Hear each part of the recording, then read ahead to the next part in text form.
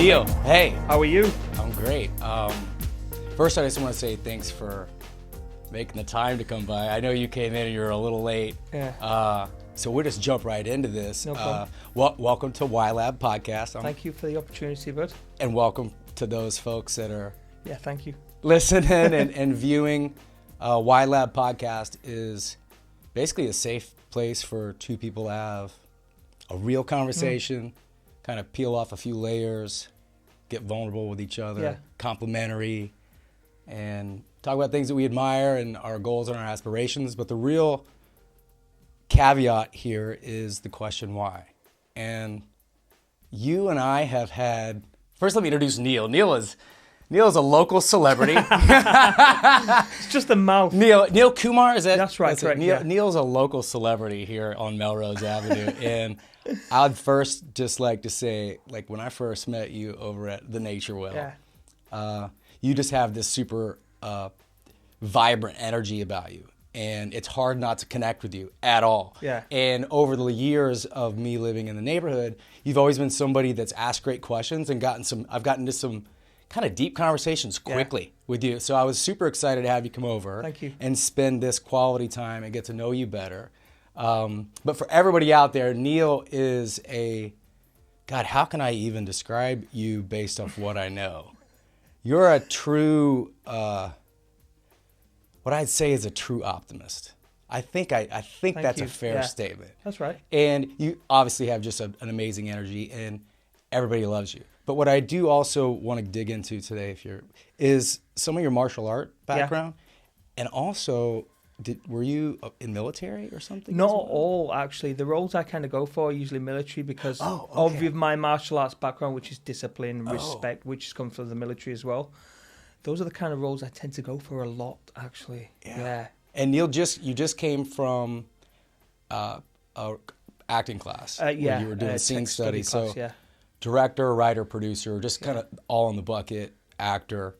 But I'd like to start there because I know you have a journey here to LA, and if you could share that, at least how you got here. I used to do acting classes in Nottingham in England, and I would do these classes. We shot 2 features.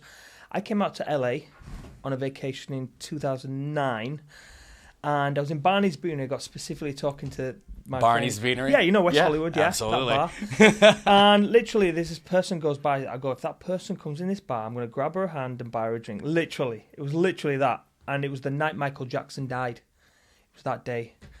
And that person was very inspiring, and which inspired me to move out to LA, which is how I ended out to LA.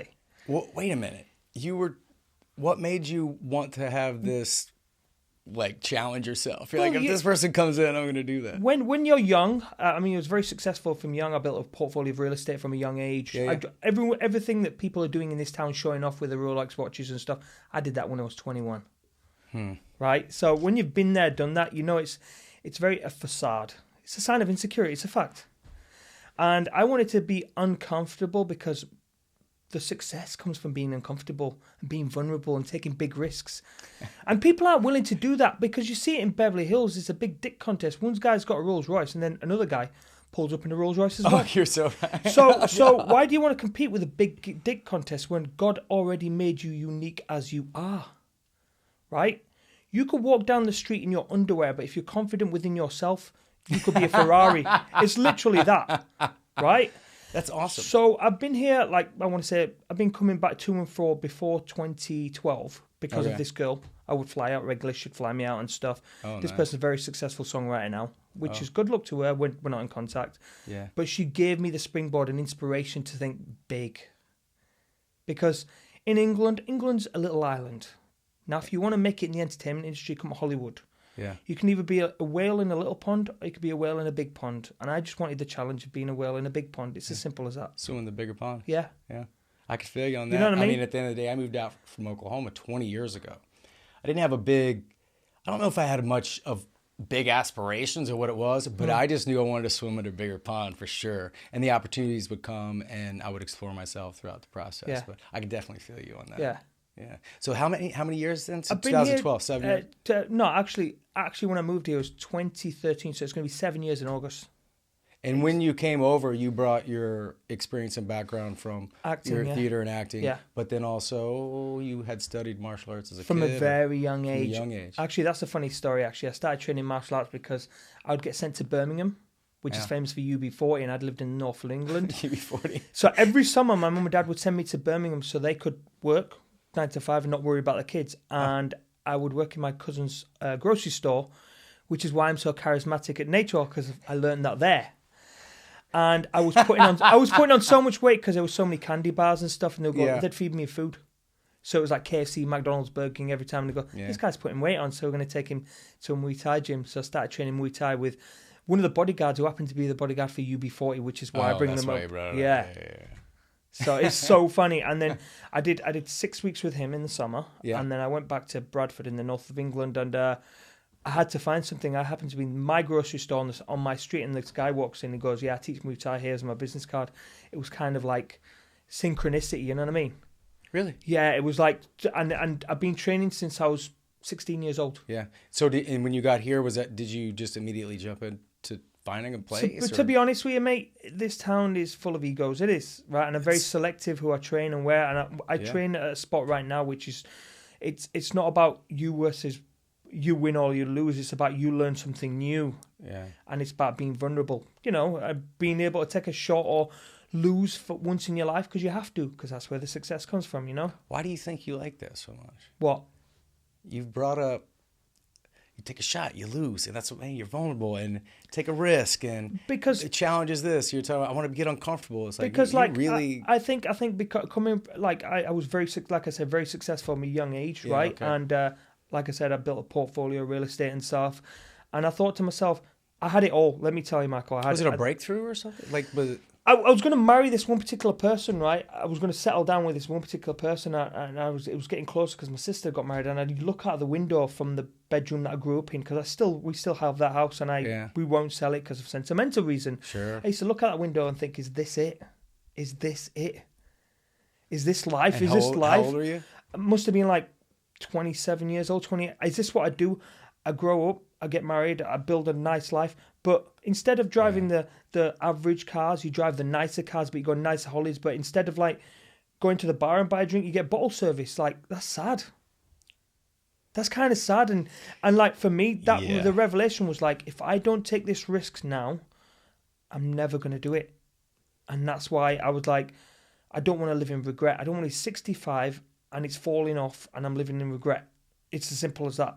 Were there people around you growing up that you saw that you either admired or actually were inspired despite what they did? Like, even saw somebody that you were like, man, I don't want to do that. My own man, my dad. Yeah. I love my dad to bits. Has given me a lifestyle that, you know, a lot of people could dream of. Sure. But if I don't want to live in the shadows of my dad, because my granddad came to England, right, to build a life for the name. I don't want to be my dad stay in England. I want to take the name to the next level. And the only way is to leave England. It's as simple as that. I don't want to be average. No success comes from being average. I'll tell you that for sure. And you've seen me in nature. I speak to some of the biggest names on the planet. Bro, you have that's why I was walking by one day and I don't know what I was thinking, but for some reason, like, this divine power was like, if Neal is at Nature Well, you're gonna. I didn't even get anything that day. I don't know if you remember. No, you didn't. And I was telling myself over and over, I was like, I need to get Neal. Neal's got to come over. I got to figure out more about this guy. Like, how come everybody loves you? Like, literally, we were having.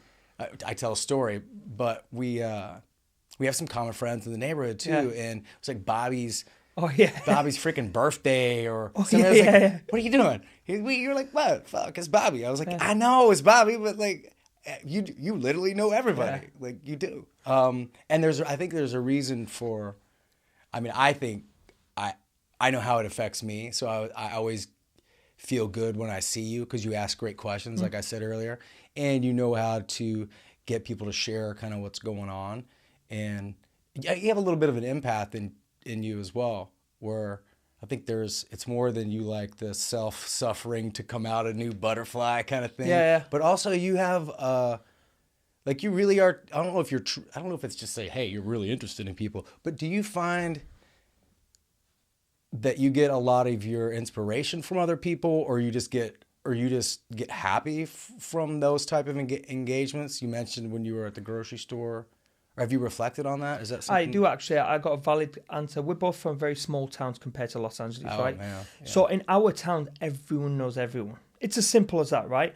Yeah. I didn't want to be that guy in Hollywood that, like, what can you do for me? I want to be the guy that, like, I'll be honest with you, when I used to go out anywhere I was in Leeds, in Bradford, in Manchester, in London, I could go to the front of the door and get in the club without even lining up anywhere. That's the impact I had. You know why? Because I was personal with people. I didn't want anything from anyone. It's like, I still use that small town boy mentality in LA, because as soon as you lose track of who you are, you lose the essence of your backbone. We're from small towns, both of us. I'm from the north of England. It's made me who I am, but to take me to the next level, I have to build on the foundation that I already have. Yeah. I'm not trying to be, you know what I mean? You get these people in this town. It's so apparent, like, yeah, I'm too cool for that person now. Well, I would also, not to interrupt, you know what I mean? But it's easy to fall into that where people are. I remember when I first moved out here, I had a game I would play, and it would, because I was working out on Sunset Strip and I was meeting tons of people, and it was clubs and bars, and my friends were and you're at a bar and you meet somebody, and I started hearing the same questions over and over. Where do you live? What do you do? What kind of car do you drive? And stuff like that. And so I used to tell people that I was a rock climber. Like, and they would just look at me like, huh? Because I was learning to rock climb at the time, and I was kind of fascinated by it. And I did go on some little rock climbing trips, but I was a waiter at Miyagi's and whatever. And just the response that I would get, no actor, no musician, no agent, no nothing, because you couldn't get anything from me. There you go, you see. And so it was very interesting, like the group of friends that I made during that time. Bobby is one of them. Real. And so I don't think I would have lasted in this town had I not done some of the similar things and also latched onto those type of people. Because it's easy to see, too. It's cringe. It's so cringeworthy. It's unbelievable. We both just cringed. Do you know what I mean? It's like, the way I describe Hollywood is, this is the best way to describe it. Everyone's trying to be a Rolls Royce, right? Yeah. This, figuratively speaking, you drive around the town, everyone's a Rolls Royce. They're trying to be a Rolls Royce. Even the people, all the wannabes, right? Yeah. But I see myself as that classic Dino Ferrari that only comes out once in a blue moon, Sunday morning. And I'm very selective who I associate with, because you know what it is? You can't drive that car every single day to Ralph's. Can you? You can only drive it. You'll drive it, and you'll drive it to Bristol Farms on Doheny. You'll park it in a special spot, and the guy will wipe it down afterwards, because that's how I deem myself. And I like to regard the people around me in that context as well. That's badass. Because like we're all on the planet for a reason, and we're all alive. We're all thankful to be alive. Gary Vee talks about it a lot. It's so interesting what he has to say. He's got a powerful message. Of course he has. Voice. Yeah. It's a loud voice. It's like squeaky wheel gets gets the oil. But he also has, I think 90% of what he says is based off of just doing good things for others and stuff. And I think the 10% that I probably disassociate with is probably more personality and curse words. And he doesn't give a fuck what I think. But it is interesting the impact he's had in social media over the last couple of years. And darn it, people are inspired by that guy. He's a really good speaker. He's a beast, mate. And I respect it, because he's that hunger that you could put him in an apartment in New Jersey with nothing, and he'll make something out of nothing. Because this is the only country on the planet that you can really do that. This is really, as an immigrant, definitely the land of opportunities, for sure. And I'll hand down say that, regardless of the political party that's in power now. If you're willing to work and you're willing to outwork, you'll win. It's just as simple as that. It's law of averages, isn't it? And you feel like sometimes the greatest motivator, or you get your best work, is done when you're a little bit of a pressure cooker and uncomfortable, and you have to fight to get out of that. And those are the hard lessons. Yeah, they're the uncomfortableness. Is that how far are you willing to be malleable? That's an awesome word. Do you know what I mean? How far are you willing to move? How far are you willing to be flexible? I've done shoots. Where's your tipping point? Where's your tipping point? Are you willing to find it? Do you know what I mean? So I was at Nature Walk Christmas, New Year's Eve. New Year's Day, New Year's Eve night, I was at Spare Room, and from Spare Room, I went back to Nature Well. And that was like, because I thought to myself, I can do 3 shifts in a day and a half and make as much money for a week that in the new year, when I can do a shoot that I'm not getting paid for, it covers me. It's like strategy, innit, really, you know? Micro strategy. Yeah. God, man, I just learned a lot about you. You know what I mean? You show half the battle in this town, people don't want to show up. They think they're too big for the project. And I've worked on so many free projects, and I don't do it for free, for just for the sake of it. I do it for the love because of the people I'm working with. Yeah. And when you do it for love, mate, you can go on forever. And Gary Vee talks about that all the time. Find what you're passionate about. Find what. Where were you? Where did you just come from? I came from Santa Monica and Weston.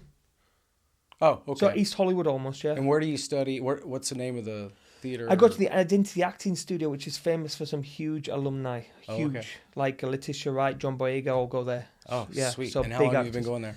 Recently, like a couple of months. So, yeah. Have you bounced around a few different places? What's your strategy on, like... I have, but I can't listen to somebody who's never made it as an actor. I'll be honest. I want to win a gold medal, so why would I go to someone that's never won a gold medal? Simple as that. Fuck yeah. You know what I mean? And it's like, I'm a sales guy through and through because that's what I used to do. You are. I look at numbers. I look at what this person's done. Look at the credit. Is it credible? Credits should be credible. If they're Mickey Mouse credits, I'm not going to waste my time. Simple as that. You know? Plus it's networking. Yeah. And if you're making choices that are in regards to how the heck you're going to get to where you want to be, you got to be specific. You got to do it for love, mate. You can't be in this industry thinking you're going to make millions of dollars because you're going to be finished. Yeah. That's those people coming here thinking they're going to make quick money just because they're attractive and this, that, and the other. They don't last. I know because I've seen so many people come and they've all gone. A lot of people. You've probably seen the same, right? Yeah, there are very few that just kind of stick it out because here I am. This is what I do. That I know, and I know a lot of people do that. This town's full of waiters that are actors that are here for the love of it, and there's also people that succeed. It's a crazy town, man. I admire you're such a go-getter, man. I have to, mate. Yeah. I have to, mate. If I don't, no one else will. I'm the face of my brand. Like I was saying back to that Dino. The Dino is a very classic car, and like my brand is this. If I wanted to be a pacer, for example, you just by saying pacer, you've already got this preconceived idea of the kind of brand it is, you know. And I brand myself in a certain way, you know, that like if I'm on set, I'm willing to be flexible, I'm willing to do this, and I don't need blue M&Ms. I don't care.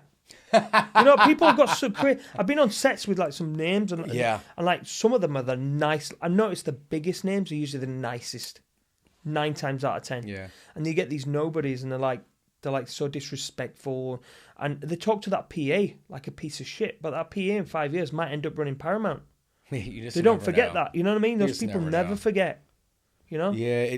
How you treat other people when others aren't watching or you don't think anybody's watching is probably the most important people watching experience, because you just get to learn more about the human personality and behavior, and especially, and the point being when you don't think somebody's watching, how do you treat people? Yeah. And then it's when you see people doing that. Airports are like that. Hospitals can be like that too. Walking around the street down here's kind of like that. Yeah. It's kind of wild. So when you left acting class today, you were doing scene study. Typically, my experience, I studied at Playhouse West for 4 years, and then was at the Groundings for a little bit. It's a long time ago when I was a first young buck and moving out.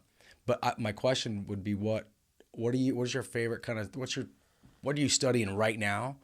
And is it a certain like story, or is it a character that you're really digging into? I'm actually working on a couple of plays I got today. One called Red. I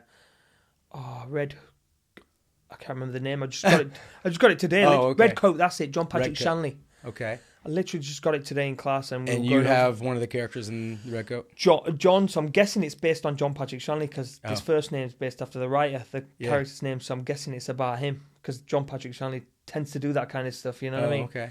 So I'm working on that today. But my goal, I'll be honest with you, Michael, is TV and film, and the training in theatre, the knowledge and the things I bring to the characters in class. I would much prefer doing in front of a camera. It's as simple as that. I mean, some people prefer theatre. I don't. Yeah. I grew up doing theatre at school in England. I did too. Yeah, it's because compulsory in England. My mom and my sister were all dance. My mom was huge into theatre. We had this little small hometown theater called the Shawnee Little Theater. Wow. And she was in all of it. Really? And my sister was in dancing, and we would always be in theater stuff. Yeah.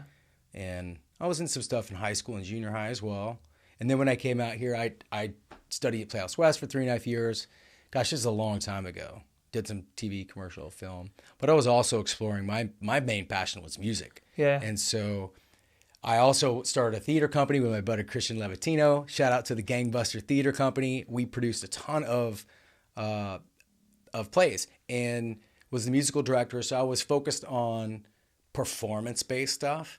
And I hated going to commercial auditions. Did you? I hated it. I didn't like to drive to Santa Monica and drive back. Oh, yeah. And it drove me crazy. And so I remember telling myself after about 4 or 5 years here, I was like, if I'm going to make it in this town, if I'm survive mentally and emotionally, not make it like success, but like not die, I was going to have to pick, pick one or the other kind of thing.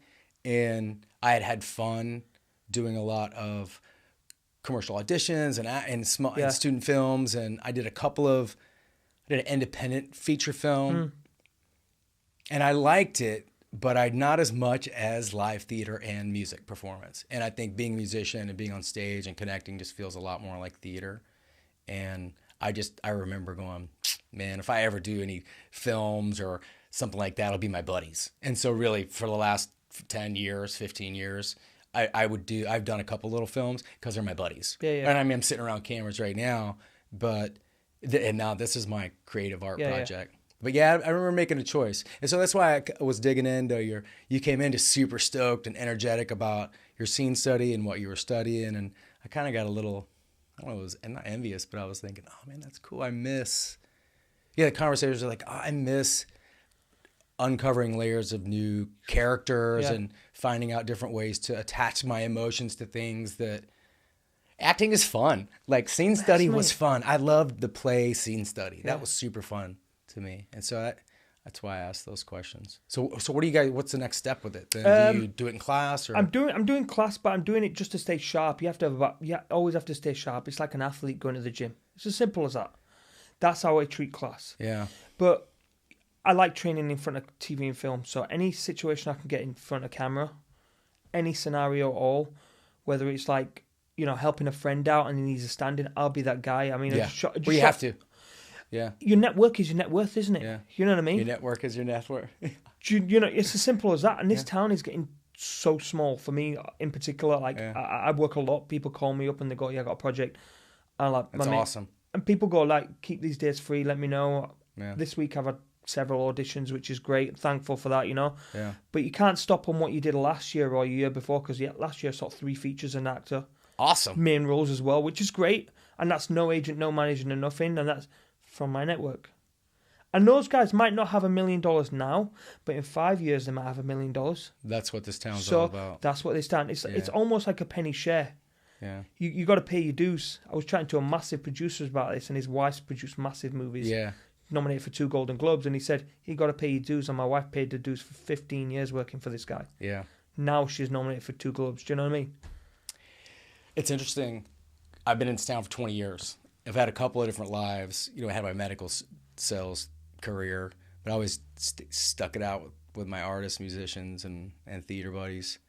And I think now when I'm going through like how to produce the show, and a lot of it is booking guests and who do I want and how do I think that's going to go and what are we going to talk about? Sometimes it's just a matter of like that personality and what they're doing right now. And I started making my list. It's like, man, I know a lot of freaking people, and there's some people that are doing some cool stuff right now that I'm like, man, if I reached out to them, I wonder if they would, well, God, how long? And so I've been having to assess my network and my net worth. There you go. You see, when you do... I think I'm good. I think I'm pretty good. Me. But there's some that I just haven't touched in a while, and I'm wondering what the currency's worth.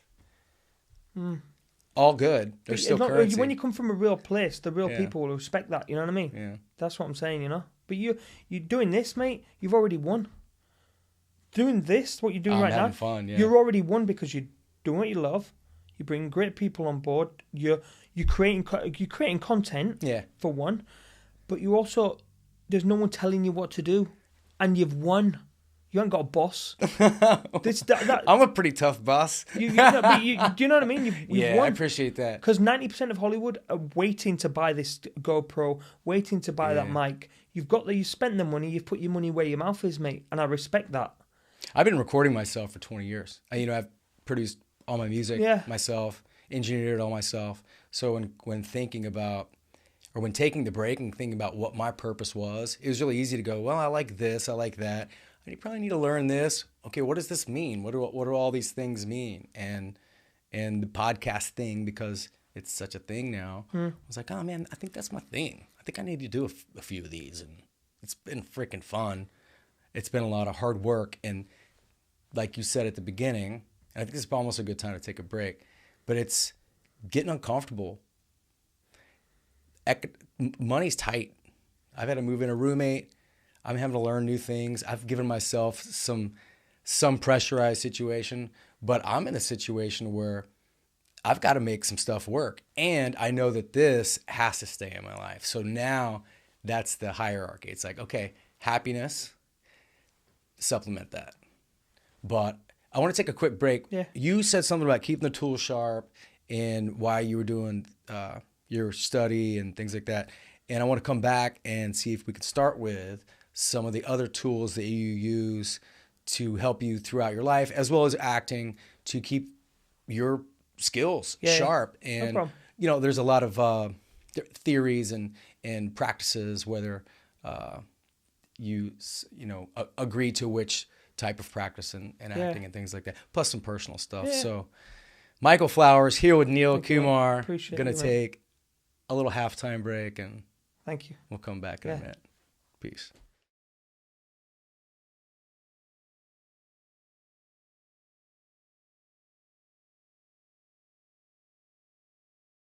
Welcome back, everybody. What's up, man? Michael Flowers sitting here with my buddy, Neal Kumar, whylab podcast. And, man, it's just cool to have you. Your energy and your vibes are good, Thanks, dude. mate. It's like, man, you're not working, so we can just You know what it is, though, chill. Michael? I got talking about energy. I used to dream of living in Hollywood. It's so surreal. I used to dream of looking at. It's a funny story I'll tell you. It used to rain a lot in England. I'm from the north of England. I used to look at that same bedroom window and think it's grey and grim. And you know what used to make me smile? Baywatch. Beautiful women on a beach in Malibu. It's going to be the funniest thing you hear, right? Yeah. I'd be on the beach thinking, one day I want to be on that beach and want to be with Pamela Anderson. It was so funny, yeah? The week I arrived here, guess whose house I was at? Tommy Lee's house. You're not. No word of a lie, right? Yeah. I met the two, Brandon and Dylan, I think the two sons are. Yeah. Pam wasn't there. I was like, I was heartbroken. Oh, that was with that girl at that time. I was like, wow. Talk about the universe opening up, and now I live here. So when I ride past Paramount Studios, it makes me smile because I think, wow, I got palm trees in January. Yeah. And sun. I used to dream of that. So I've already won. It's perspective, right? Well, you know what I mean? I think, and I've become, I think, a little more aware of this recently as I've gotten older. It's kind of, maybe it's the irony of the statement, is that I think when we're kids, the innocence that we have in our youth and the belief that, like the magic of the moment, especially the holidays and just anything that's bigger than us and our dreams, for example, that's pure thought. There's no external stresses of our lives and money and adulthood. That's like childhood dreams. And if you can just live out your childhood dreams, the happiness and stuff, like I've always wanted to live in California too. As soon as I graduated, I was like, man, I'm going to California. Like it's something about skateboards and surfing and bikinis and convertibles. And I still like trucks and dogs and things like that. But I was enamored with the California lifestyle too. So I get that. I wanted to ask you a question because we came back after halftime. Yeah. You mentioned something about your tools getting sharpened, and it made me think again about my time studying. And I studied Meisner for 3.5 years. And also some of that has transferred over into my music and even what I'm doing now, writing copy and delivering and practicing it. I just wanted to ask, if you do study a certain theory, how do you go about learning your lines and I don't. I'm not tied down to one thing because I think everything is relevant. Sure. And you want to make your toolbox indispensable. I have a mentor who's produce massive movies, right? And he says, you want to be indispensable in this town. And I said, what does that mean, Phil? He goes, well, basically, you want to be open your toolbox, and there's more tools than a lot of people in this town. And I go, that's a fair point, what he's actually saying, because if you look at the biggest actors, the producers, the directors, the writers, they're everything. Yeah. If you think, they're even musicians, right? Do you know what I mean? Jamie Foxx, and you know what I'm trying to say? And I think the more skills I can add to my toolbox, the better the better I'll be able to give. You know what I mean? The better I'll be able to give to the world. So the more training I do, the more knowledge. And that also means being physically and mentally in shape. That's very important. Well, that's kind of the alluded part, or the second part of this question was personal tools. Yeah. Because when you bring up if you have such a devout practice with martial arts, I would presume that you have sort of a meditation or some sort of spiritual guidance. We haven't talked about religion much, but I would think that you kind of have a few of that to fill in. Yeah, I'm born Hindu, very liberal family, Okay. Hindu Punjabi family in the north of England. Very open-minded, grew up around all kind of ethnicities, religions, sexualities. Always been open-minded. You know what I mean? Martial arts definitely helps. I always ground myself every morning. The first thing most people do when they wake up, they grab their phone. They give their sovereignty to their cell phone. I don't look at my phone until I've been to the gym. So I usually start my day about 4:30 in the morning. I get to goals at 5, do my hour and 15, 20 minutes. I don't like doing it. I'm not going to lie to you, but I do it because it makes me bulletproof. Bulletproof in the sense that mentally and physically connected, you know? And when I can do that, I know that I can dominate the day no matter what anything throws at me. Own the day. Doesn't matter. But Monday's the most important one because Monday's setting off the week. Monday is never miss a Monday. Monday sets the week off. So I did Sunday, Monday, Tuesday, Wednesday. I took today off because I had that class. And I just wanted to get rest so I could be more focused for the class. Yeah. But I'll be back on it tomorrow. You go to the one on Cole? Cole. I just joined. Yeah, did you? Yeah. I go at 5 You in go the a little morning. earlier than I do. 5 in the morning, mate. It's the best. Interesting. That would be a good time. I like to do it. I don't want to digress because you said something I think is important. Go on. And when I stopped working in the medical device world and I stopped being so dependent on emails and texts and things, like I used to wake up and I was forced to check what the East Coast was doing and what, you know, and then I had to go respond, and it was stress entered my body immediately. And now that I have created time and space for myself, my roommate will attest to this, but like the first thing I do in the morning is just focus on my dog. I do get up and I do a little bit of breathing just so that I turn on my parasympathetic kind of nervous system and just become a little more aware and not just environmentally aware. And then I go to the park with my dog. I go grab a 7-Eleven coffee and I'll go hit the park and we do a lap. And we go sit down on the park bench and I'll do what we need to do. And then I'll pull out the phone. And I do that purposely because I'm outside with my dog and the trees so the first time that I engage it is by choice in that environment. Now, sometimes I may get there and hit it really quick, but I just know that I'm not laying in my bed where it's dark and I force my eyeballs to figure that little square thing out. Yeah. And I don't know what that means, but I love your fucking own the day. But it is though. Because it's a choice and I have to stick to it and it's hard. Being thankful that waking up and you've got your health, you've got your house, you've got your happiness. That's perspective. People forget that. Yeah. People are trying to get a house on the hills even before they forgot whether they're thankful for what they already have. Just because you have a house on the hills doesn't mean you're happy. I can attest to many people that have houses on the hills and not happy. Yeah. You don't need a lot to be happy as a human. Actually, as a human, you don't need a lot, really. Let's be honest. If your house is cashed, what other thing do you need, really? Yeah, I mean, happiness is individualized. Do you know what I mean? Yeah, you know what I mean? But it's... Do you need 7 watches? No, you don't. No, I mean, that's do you know materialism. What I mean? And there you go. There's absolutely... God, I wish I could purge more than I have this year, but definitely let go of some things. Gotta do, mate. It's how you grow. Yeah. It's the best, mate. You'll have some great discoveries in that moment. I promise you. Because you'll realise things that you put on a pedestal, you don't anymore.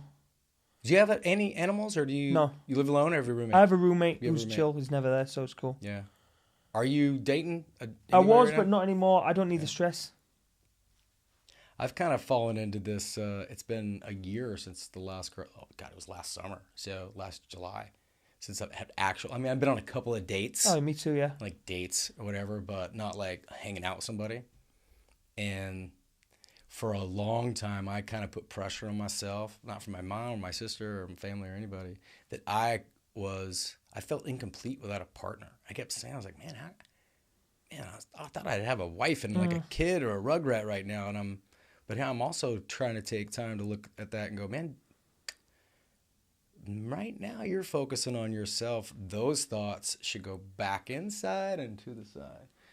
But it's hard because I'm a guy, so we're maybe on the good side of this. As you get older, women tend to have more of a stress in that. But it's something that this year, the last few days, even coming back from Oklahoma and being, I don't know, it's nagging at me again. Like, hey man, you need to get out and meet more ladies and get that back into your life, because I feel like I'm a pretty good partner in a relationship, and it kind of keeps me in check. Yeah. You have to answer to someone, yeah. Yeah, answer to the us. Yeah. Yeah, there's an us. And like trying to map out the year and doing podcasts and things, I was like, man, I think I need to put a little bit more energy back into that. So that's what I was asking. Yeah. I've just been kind of enjoying the single life and the freedom, but it's also been more self-reflective and not just like single life, bachelor life guy. You've discovered you though, mate. That's the thing. Not people lose touch of who they actually are, and you've rediscovered you, and that's a beautiful thing, mate. Yeah. No cell phone, being connected to your dog. Yeah. You know what I mean? Yeah. Simple things that a lot of people don't have the opportunity to experience. Yeah. Do you have a daily practice? Like you kind of start about your morning and go to the gym? I go to the gym. I'm very thankful. I always listen to this speech by Arnold Schwarzenegger because it's a very inspiring one. Because like he's an immigrant, you know, and like it sets me up for the day because it grounds me and it reminds me of like, you know, just persevere, stay humble, stay hungry, and be willing to give back, giving back, because you've got to learn, you've got to earn, and you've got to return. That's very, very important. Say it again. You have to learn from acting or whatever it may be, earn from that knowledge, and right? Return. And you have to return. So that means giving it to the next line. Yeah. And people forget that. Yeah. You've got to return, mate. That's paramount, mate. I was listening to a podcast a couple of days ago. I was on my road trip, and they were referring to a book called The Second Mountain. And I don't know the author, and I don't recall what the context of the conversation was. But in regards to my thought right now was, everybody has two mountains to climb. Very rarely can they be climbed at the same time. Some have that ability. They're rare. But the first mountain in someone's life is basically discovering one's ego and figuring out what drives them to the top of that mountain. And then typically we fall from the top of a mountain and we're in some sort of a valley. It's the next peak and that second mountain that usually becomes of service. And it's less about ego and more about serving others. And what you just said, it kind of reminded me of that, sort of paralleled that note. And it's something I've been trying to live with a little bit more now. I'm like thinking, am I on my second mountain? Like, is that what this feels like? I was in a little bit of a valley for a while, and I'm starting to kind of climb up on this second mountain. And I don't know, have you ever thought about anything like that? I'll be honest with you, mate. I've always thought about like just like anything that comes at me, regardless of what it is, just experiencing the good and the bad of it and taking everything that comes. If I've done something wrong, I've fucked up, I've got to pay the consequences. Simple as. If I've done something good, then great, I get the reward, but I'm not going to like be buzz off it. I'm just going to be like learn from it, you know? Sounds like when you described your story earlier about kind of having kind of the fun life. Yeah. I think you kind of kicked yourself off the mountain. You're like, I'm going to go down the valley. I partied so hard, Michael, you wouldn't even believe, like, honestly. Yeah. I used to mess around with women so much. Yeah. So much. And for me, I could do it now if I really wanted to, but it's like, it's not me because I'm on a different path now, like you say, you know? Yeah.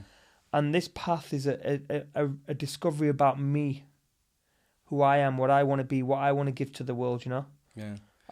You know? What does it look like? So if you had to describe, like right now, if you had to have your one true mission statement, you're like, this is, like, what would it sound like? Like, how do you mean?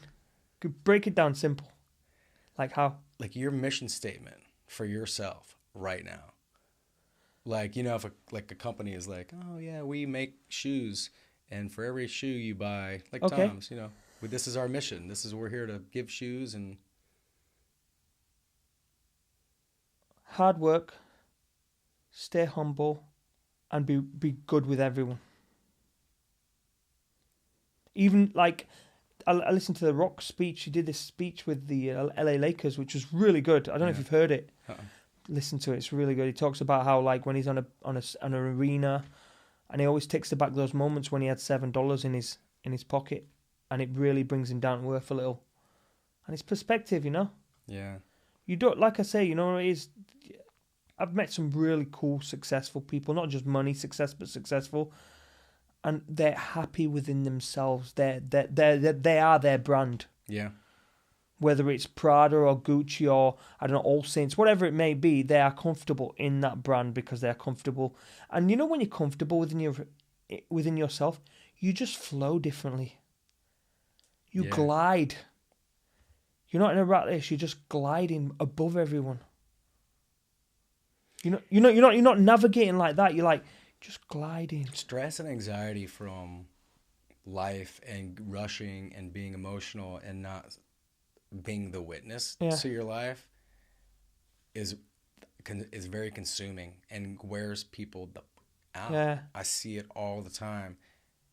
Road rage or I think once you can figure out how to slow life down, you do become you're right on about everything. I think I was trying to reiterate the point and make it personal because it's kind of happened to me recently. Where I made the comment even just a while ago about my phone in my mornings, just because it's helped me so much in my relationships, especially with my intimate family, like my mom and my sister. We just got back from a pretty rough emotional time with my aunt, and I can tell you that in the past I'm the emotional one on my side of the family, but more recently I have really grown into being more steadfast with that emotion. And most of it's really just becoming sort of a silent observer and becoming more of a witness and paying attention. And if there is some craziness or if I even get angry or even overly excited, just check it real quick and have a quick thought. Because sometimes it's that emotion, good or bad, that leads down a path, and then the stress and anxiety comes because we get all worked up and the mind's going crazy and the voices are telling us to do stuff, and it doesn't matter what it is. I mean, any little thing can set us off. That's what's so funny about being human.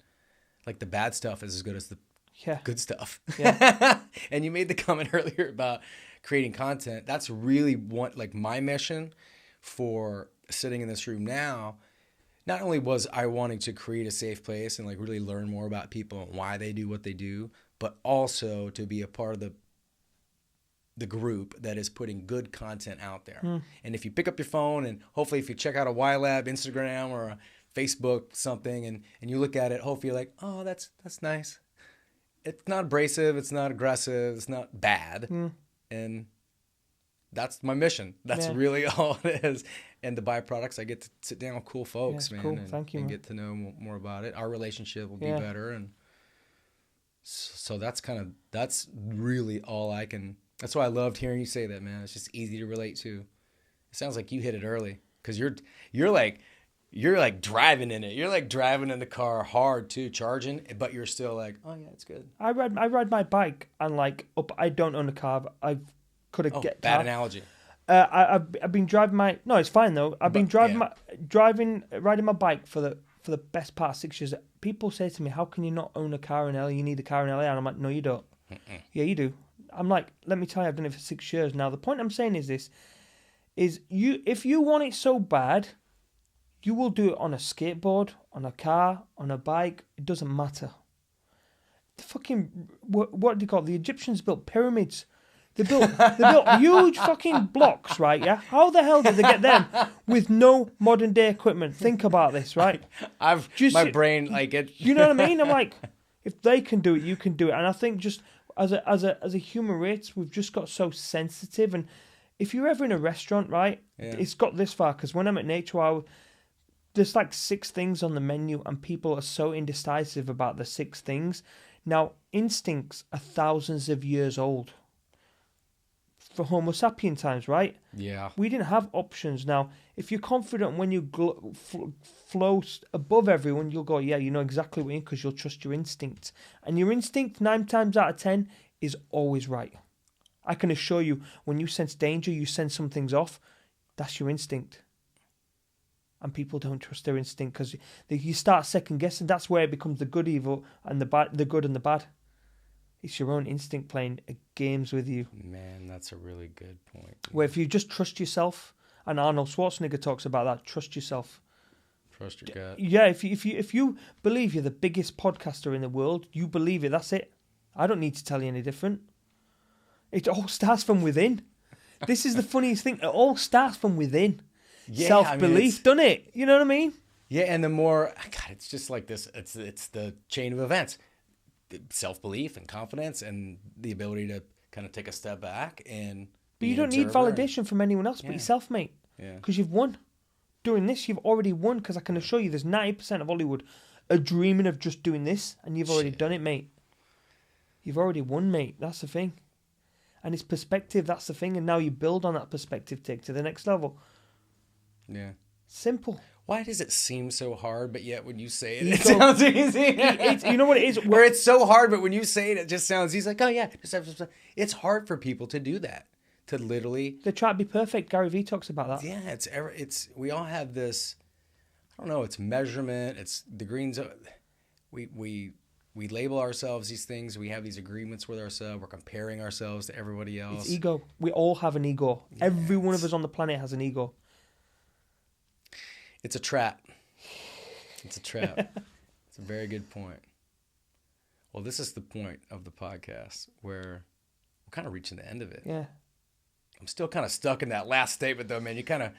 I just love hearing you say that. It reiterates so much and it validates so much of what I see and hear and what I'm putting myself, or what I'm trying to feed myself, which is follow your instincts, trust your gut, believe in yourself, be happy.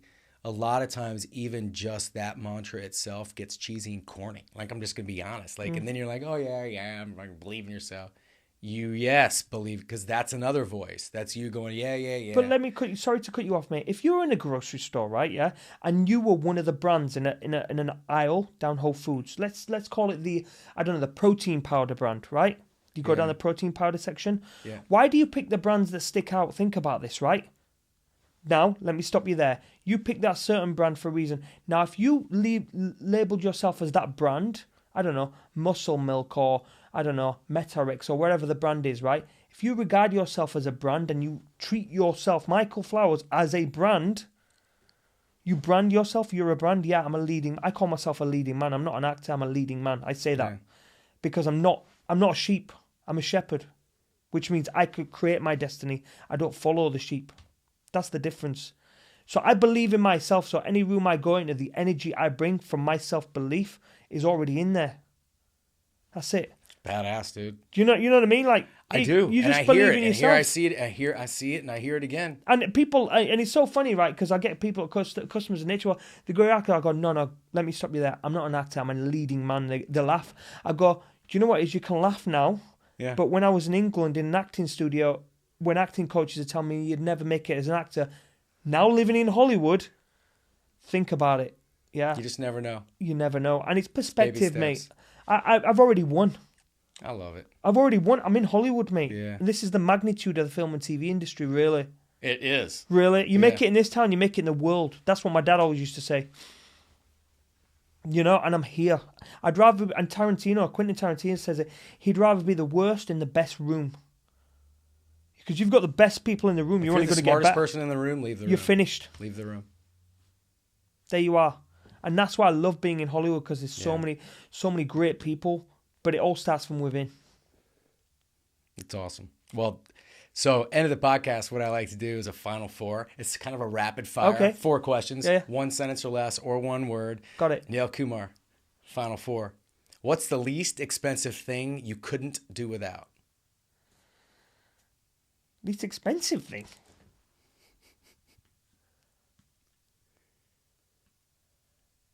Oh, wow. That's a great question. For you. Least expensive thing? Wow.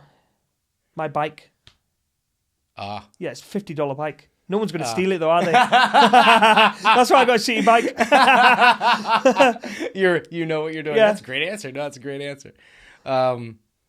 What's the last thing that you lied about? Last thing I lied about.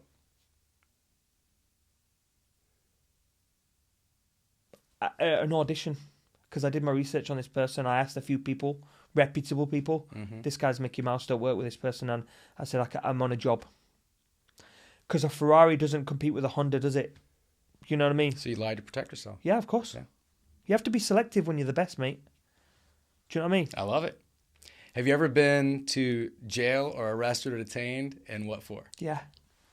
I ended up in a house party with these girls, and the police come and arrested us because they tried to claim that we raped them and stuff, but we didn't. Oh God. Yeah, but the funny thing is, right? Yeah, it was all on camera. Oh my goodness. Because it was you know You're what I mean? just drunk. Yeah, they were all just drunk, and Yeah. the police arrested us, and we took it like gentlemen and this that, and we didn't do anything to them. Yeah. And they didn't know because it was this house that we rented. There was a camera in the corner, and they managed to get the footage and like. Oh my They, God. I don't know what they're doing now, but yeah. That's you got put in jail for Yeah, that. like Detained. I like guess. a day, yeah. Oh my God. That would have been brutal. That would have been brutal, wouldn't it? I'm so thankful that camera in the corner, yeah. Okay. So that was question number 3. This would be question number 4. What do you think makes a person most attractive? You know what? What, a guy or a girl? Okay, I'll relate it to a woman, right? Because like, she doesn't have to be the most attractive looking, right? Yeah. But if you have the same much fun having a McDonald's Happy Meal as you are in Wolfgang Puck's in Beverly Hills, that's the one. It doesn't matter where it is. You could be having a picnic at Griffith Observatory, going to, just getting some food from the Gelsons down the street. So what is that? What trade is that? That's like just making do with whatever you've got. You don't need a lot, and enjoying that moment. Appreciate what you have. Appreciate what you have. Appreciate what you have. That moment, you know what I mean? Like, Yeah. and like that's the best, mate. Having money, yeah, great. You know what I mean? Yeah. So everyone's chasing for that, but when you chase the moments, mate, and people forget the moments, it's the moments because people never forget how you make them feel. You're full of all the good quotes. It's true though, but isn't you're it? People, totally- I have girlfriends that still hit Yeah. me up now because they never forget how I made them feel, Yeah. and they look for the quality of me in the guy they want to date. Yeah. I had to let go of one because, to be honest with you, she's too needy, and our frequencies are different. Let's put it nicely. Yeah. There are, I would say I'm probably split 50-50 when it comes to past relationships. I've had some bad breakups, and I've had some splits that we kind of have needed to just go our separate ways.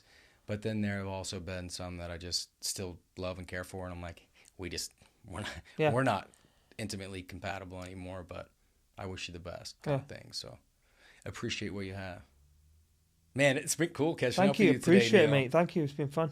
It's been an honor digging in a little bit more and uncovering and unpacking some of the things that kind of drive you and make you passionate. I think today what I learned the most about you is I knew you were passionate and I knew you had this energy but I don't know how I knew how well refined and well planned you are. Have to be, mate, if you want to be the best, don't you?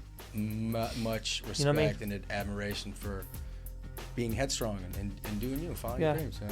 Thanks, mate. Cool to have Appreciate you it. Thank you, man. Yeah. Well, so whylab podcast with Neal Appreciate Kumar. it. We're done, man. We're getting out of here. It's Thursday, so y'all have a great day. Thank you. One Bye love. bye. Mate, thanks. That was awesome.